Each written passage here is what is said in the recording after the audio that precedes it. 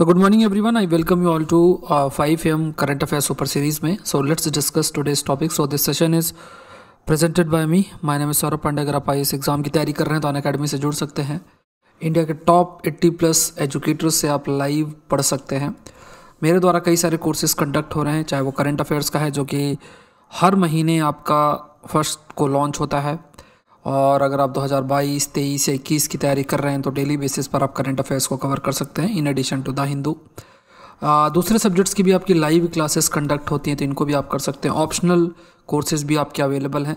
You can take either plus subscription और iconic. Iconic में आपको बेनिफिट क्या है कि आपको mentor assign, separate mentor assign होते हैं, और इन एडिशन टू जो लाइव क्लासेस हैं सारे कोर्सेज़ की जो लाइव क्लासेस वो भी आप देख सकते हैं. तो यहाँ पे जो सब्सक्रिप्शन होता है वो ड्यूरेशन बेस्ड होता है, मतलब आप 1 ईयर या 2 ईयर्स का अगर सब्सक्रिप्शन लेते हैं तो सारे सब्जेक्ट की सारी classes, individual courses, batch courses, सब कुछ इस पर इंक्लूडेड है, including the test series. So 1 year या 2 ईयर्स का आप सब्सक्रिप्शन ले सकते हैं. Use the code SPLIVE code इस्तेमाल करोगे, amount will reduce by 10%. Unacademy Combat का आप हिस्सा बन सकते हैं. ये आपका 14 फ़रवरी को है 11 AM को.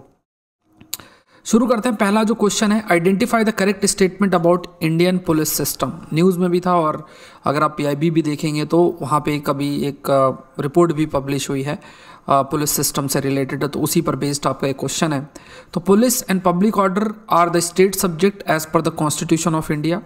स्टेट्स, यूनियन टेरिटरी की बात की जाए, the responsibility of prevention, detection, investigation and prosecution of crime rest with the states and union territories. तो यहाँ पे अगर देखा जाए, जब इंडियन पुलिस सिस्टम की आप बात करते हो तो पुलिस और पब्लिक ऑर्डर ये आपका स्टेट सब्जेक्ट है. It is a state subject. In general अगर देखा जाए तो पुलिस या पब्लिक ऑर्डर की बात करें, ये एक स्टेट सब्जेक्ट है as per the constitution of India and states union territory. Responsibility जो prevention, detection, investigation, prosecution of crime जो है that rest with the states and union territories. In general अगर ये स्टेटमेंट इन जनरल देखा जाए तो बिल्कुल सही है, बट दिल्ली के केस में अगर आप देखोगे तो जो पुलिस और वाला जो सब्जेक्ट है, पब्लिक ऑर्डर भी आई थिंक ये सेंट्रल गवर्नमेंट के पास है. बट इन जनरल अगर आप स्टेटमेंट देखते हो तो दोनों ही स्टेटमेंट आपके सही हैं. Answer that is 1 and 2. Next है, पैब्लो एस्कोबार प्रिवेंटिव जू is located in which of the following country. ये बहुत न्यूज़ में है इस समय. ये जो पैब्लो एस्कोबार प्राइवेट जू है, इसका रीज़न क्या है कि इस जू में कुछ समय पहले हिप्पो लेकर आया गया था. अब उस जू में हिप्पो लेकर आने के बाद अब उनको ये था कि आसपास फिर उन्होंने छोड़ दिया. बहुत सारे हिप्पो, 1500 हिप्पोज हो गए. आसपास के लोग भी उनको रखते थे. लोग जो है क्योंकि टूरिस्ट आते थे तो लोगों की अर्निंग भी होती थी, तो ये हिप्पोज काफ़ी सारे हो गए. अब ये हिप्पोज वहाँ की जो नेटिव स्पीसीज़ हैं उसको अफेक्ट कर रहे हैं. वाटर को कंटेमिनेट करना, और ये तेज़ी से ग्रो कर रहे हैं. इनके प्रेडेटर्स नहीं हैं तो ये भी बहुत तेज़ी से इनके नंबर बढ़ रहे हैं.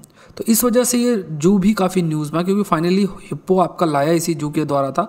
साउथ अमेरिका की ये कंट्री है जो कि कोलंबिया में ये पैब्लो एस्कोबार प्राइवेट जू आपका लोकेटेड. इस समय काफ़ी न्यूज़ में भी है. काफ़ी इंटरेस्टिंग टॉपिक इस समय ये है. Why invasive species can cause biodiversity disaster. देखो, इन्वेसिव स्पीसीज एक बहुत मैटर ऑफ कंसर्न हो जाता है जब आप इन्वेसिव स्पीसीज़ की बात करते हो. जैसे फॉर एग्जांपल, एक जगह की स्पीसीज़, वहाँ की नेटिव स्पीसीज़ कैसे होती है.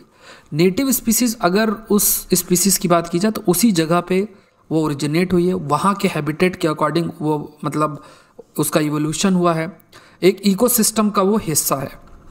अब सडनली कोई दूसरी बाहर की स्पीसीज़ जिसका हैबिटेट दूसरा है, जो फूड चेन है वो भी वो दूसरा फॉलो कर, मतलब एक दूसरे फूड चेन का हिस्सा है, हैबिटेट भी दूसरा है. तो जैसे ही कोई इन्वेजिव स्पीसीज़ हो जाती है और अगर वो पावरफुल है कंपैरेटिवली दूसरी स्पीसीज़ से, तो वो वहाँ के जो नेटिव स्पीसीज़ है उसको काफ़ी अफेक्ट करेगी. और जो बायोडाइवर्सिटी है, बायोडाइवर्सिटी को भी बहुत अधिक अफेक्ट करेगी, क्योंकि हैबिटेट का डिस्ट्रक्शन और ये सारी चीज़ें. तो यहाँ पे ये जो टर्म है बायोडाइवर्सिटी डिजास्टर, ये इस हिप्पो की वजह से ही है, जो कि एक जू अभी जस्ट हमने डिस्कस किया. तो उस जू में रखे गए, फिर उसके बाद नंबर उनके बढ़ते गए. अब काफ़ी ज़्यादा उनके नंबर हो गए. अब उनको पॉपुलेशन कंट्रोल करने के लिए प्रयास किया जा रहा है कि इनके नंबर बहुत अधिक ना हो. कॉम्पिटेटिव रिलीज जैसी सिचुएशन आ रही है. कॉम्पिटेटिव रिलीज का मतलब ये होता है, जैसे मान लो एक डियर है, डियर को टाइगर खाता आता है, ठीक है। तो अगर टाइगर नहीं होगा तो डियर के नंबर बहुत बढ़ जाएंगे, और फिर अगर डियर के नंबर बहुत बढ़ जाएंगे तो ग्रासेस ज़्यादा खाएंगे, तो ग्रेजिंग होगी बहुत ज़्यादा, ये सब चीज़ें। तो मतलब एक जब एक पॉपुलेशन को दूसरा प्रेडेटर कंट्रोल करता है और वो प्रेडेटर के नंबर ना हो तो उसे हम कॉम्पिटिटिव रिलीज कहते हैं। सो यहाँ पे they can be responsible for competitive release इन कोई भी इन्वेसिव स्पीसीज खास तौर से। तो जैसे मान लो हिप्पो आ गए, अब हिप्पो का कोई दूसरा प्रेडेटर उनका वहाँ है नहीं, तो उनके नंबर बहुत तेज़ी से बढ़ते जाएंगे। नेटिव स्पीसीज को डिस्प्लेस करेंगे, ये भी सही स्टेटमेंट है। और इंडिजिनस फ्लोरा और फौना को भी वो पूरे तरीके से वाइप आउट कर सकते हैं। तो ये सब factors they will be responsible for what we call it as biodiversity disaster. ये बायोडाइवर्सिटी डिजास्टर के लिए एक बहुत बड़ा फैक्टर आपका बन जाएंगे। सो द आंसर जो होगा that is all of the above. Recent proposal of Canadian government to start coal mining along the Rockies is facing criticism. Which of the following are a major concern relating to coal mining? अब देखो Rockies mountains के along अगर देखा जाए तो coal mining की बात Canada की सरकार ने किया है, और वहाँ पे जैसे कहा यह जा रहा है कि जब कोल माइनिंग होगी तो वहाँ एक जॉब अपॉर्चुनिटीज़ भी क्रिएट होंगी, वहाँ की इकोनॉमी के लिए भी ठीक है, उसको एक्सपोर्ट किया जाएगा, ये सब चीज़ें। लेकिन इसके काफ़ी नेगेटिव भी है, उसका काफ़ी क्रिटिसिज्म भी फेस करना पड़ रहा है। जैसे एक खास तौर से ये कि जब आप माइनिंग करते हो तो आप क्या करोगे, ब्लास्ट कैरी आउट करोगे, तो इससे जो स्लोप की स्टेबिलिटी है दैट विल बी ब्रेकन। तो जो स्लोप की स्टेबिलिटी है रॉकी माउंटेन्स का वो इम्पैक्ट होगी। माउंटेन जो स्ट्रीम्स है वो, क्योंकि ये जब कोल माइनिंग होती है तो इससे ये आपका मटेरियल निकलता है और ये पानी से आसपास की जो रिवर्स है उन रिवर्स में ये मिल जाएगा, तो पानी कंटेमिनेट हो जाएगा। अब अगर कोई इस पानी को ड्रिंक करता है तो उसके शरीर में भी सेलिनियम चला जाएगा, फिर उसका हेल्थ अफेक्ट होगा। तो ये जो mountain stream could become contaminated with selenium, a common by product of coal mining. Habitat जो है एनिमल्स का विल बी इम्पैक्टेड, जो एनिमल्स का हैबिटेट है वो भी आपका इम्पैक्ट होगा, क्योंकि वहाँ पे कोल माइनिंग होगी, आने के लिए रोड बनेगी, गाड़ियाँ आएंगी, माइनिंग के लिए एरियाज मार्क किया जाएगा, तो it will result into habitat fragmentation. जो हैबिटेट फ्रेगमेंटेशन है वो आपको देखने को मिलेगा, it will result into habitat fragmentation. तो ये एक पॉइंट आ जाता है। तो ये तीनों ही पॉइंट्स आपके रिस्पॉन्सिबल हैं या क्रिटिसिज्म का हिस्सा है। देखो ऐसे क्वेश्चंस, अगेन ये जो क्वेश्चन आप देख रहे हो ये आपके physics.org, down to earth magazine, इनसे आपके क्वेश्चंस ये लिए गए हैं। अब ये टॉपिक्स आपके न्यूज़ में हैं और ऐसे ही क्वेश्चंस करंट अफेयर्स में, डिराइव्ड करंट अफेयर्स में आपके लिए बनते भी हैं। और यही एम है इस सीरीज़ का कि आप लोग जो करंट अफेयर्स या करंट इश्यूज़ को जो करो उसको यूपीएससी के ढंग से करना ज़रूरी हो जाता है, क्योंकि किसको क्या प्राइज़ मिला उसमें हमारा दिमाग चला जाता है और कई बार हम उस पर ज़्यादा फोकस हो जाते हैं। मतलब वन लाइनर जो करंट अफेयर्स है, अगर आप चाहो तो पेपर उठा के देख सकते हो, तो वहाँ पर ऐसे यूपीएससी में क्वेश्चंस बहुत कम रहते हैं। पिछले साल भी 40-45 प्लस क्वेश्चंस आपके करंट इश्यूज़ इवेंट से थे, बट डिराइव्ड स्टैटिक टॉपिक से थे। अगर आप मेरा एनालिसिस देखोगे तो I have covered the sources, date के साथ आई हैव एक्सप्लेन्ड कब किस दिन का क्वेश्चन फ्रेम हुआ था जब प्रीलिम्स का एनालिसिस हमने किया था। तो ये थोड़ा सा आप लोग को ध्यान में रखना है और एक ढंग से प्रिपरेशन करनी है, क्योंकि फिर जब ऐसे क्वेश्चंस या थोड़ा करंट इश्यूज़ पर बेस्ड क्वेश्चंस जब आपको आएंगे तो आपको लगेगा पता नहीं किस किताब से पढ़ लिया, और जो आपको पढ़ाते हैं वो भी आपको यही कह देंगे कि हाँ 5 किताबें और पढ़ लो, और वो फिर डायरेक्शनलेस चीज़ें हो जाती हैं। कुल मिला के इशूज़ जो चल रहे हैं उन पर हमारी नज़र बनी रहना चाहिए और जो डिराइव्ड टॉपिक्स हैं उनको सही से करने की ज़रूरत है। नेक्स्ट है January 1, 2022 India will join a select group of countries limiting industrial trans fat to 2% by mass of total oil fats present in the product. Why WHO focus to cut the level of industrial trans fat. क्यों industrial trans fat को कम करने की बात की जा रही है?